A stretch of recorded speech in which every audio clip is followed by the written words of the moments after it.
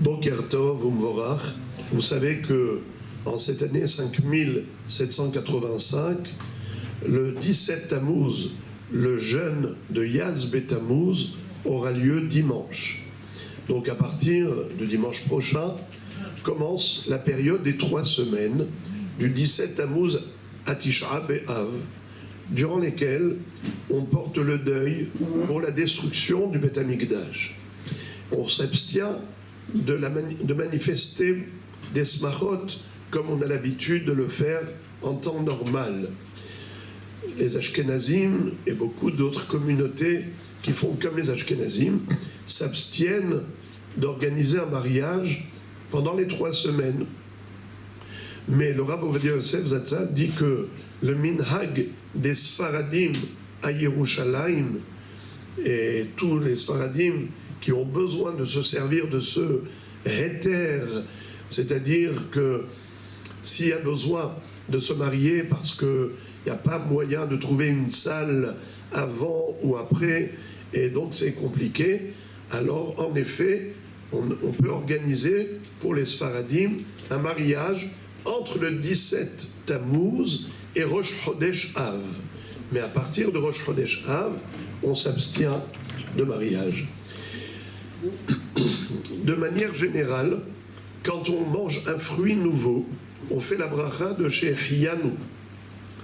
Et pareillement, quand on porte un vêtement nouveau, ce qu'on appelle Peri Hadash ou Beged Hadash, alors on doit réciter la bracha de Shehianu. Mais pendant ces 3 semaines, il est bon d'éviter cela. Mais il dit que le Shabbat entre 17 Tammuz et Rosh Chodesh Av, à ce moment-là, on peut se permettre de faire Shehianu pour un fruit nouveau, même pour le Shabbat qui est avant Tisha B'Av, mais pas mettre un vêtement nouveau. Il faudrait s'abstenir pour le Shabbat qui précède Tisha B'Av, entre Rosh Chodesh et Tisha B'Av, s'abstenir de mettre un vêtement nouveau, même Shabbat. En semaine, c'est sûr, pour ne pas avoir à réciter cette bracha de Shehianu, qui généralement, c'est un remerciement à Dieu pour la joie qu'il nous a procurée, de nous permettre de vivre un moment de joie. Or, en cette période, on n'est pas joyeux. Pourquoi ? Pourquoi on réduit la joie ? Car il y a eu des massacres terribles depuis le 17 Tammuz, où la muraille a été fendue pendant plus de 2 ans. Ils ont assiégé Jérusalem depuis le 10 Tevet. 2 ans et demi plus tard, le 17 Tammuz, eh bien, ils ont réussi à faire tomber la muraille de Yerushalayim.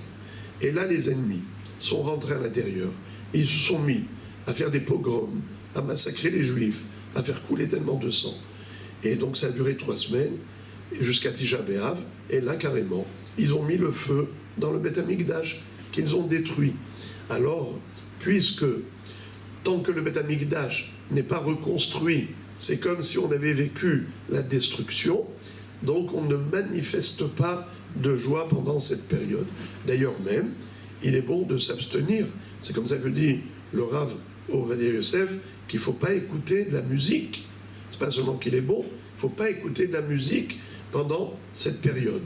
Mais le seul moment où c'est permis, avant Rosh Chodesh, il serait permis de le faire pour des Seroudot mitzvah, comme par exemple un mariage, comme on a dit pour ceux qui sont nohagim, de se marier entre 17 Tammuz et Rosh Chodesh, évidemment, c'est avec la musique, ou bien Brit Mila, ou Pidyon Haben, ou Bar Mitzvah, ou un Siyum Masechet.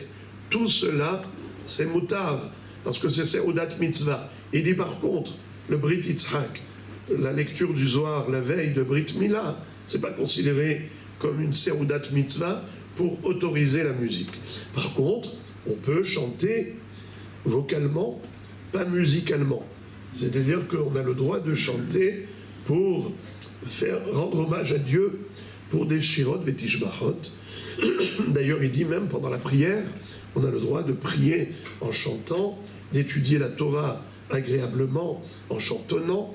En effet, tout cela est permis pendant cette période, mais à partir de Rosh Chodesh, donc les choses sont encore plus sévères, on a encore plus de rigueur dans notre comportement pour montrer à Kadosh Baruch Hu que tant que le Beth Amikdash n'est pas reconstruit, sa maison à lui, à Dieu, n'est pas encore installée, notre joie n'est pas parfaite.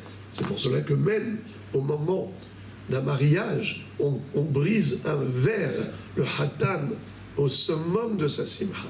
Il va casser un verre pour se rappeler de Yerushalayim, im eshkacher, Yerushalayim, tishkach yemini, tidbak leshoni lechiki, im lo ezkerechi. 2 millénaires se sont écoulés, on n'a jamais oublié Jérusalem, on n'a jamais oublié le Beth Amikdash, et au contraire, plus le temps passe, et plus on supplie Hachem de mettre fin à cette longue galoute, et qu'on puisse enfin vivre la grande simcha de la Geoula Shelema, Bekarov Beyamim.